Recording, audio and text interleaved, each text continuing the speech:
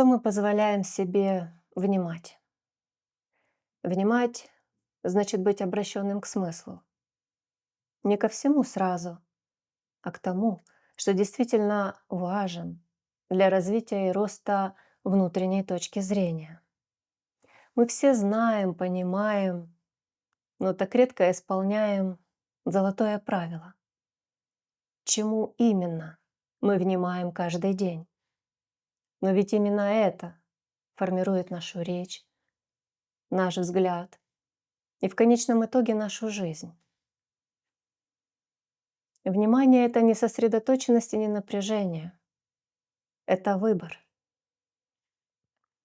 Кому и чему мы позволяем войти в поле нашего внимания и остаться. Все остальное — следствие.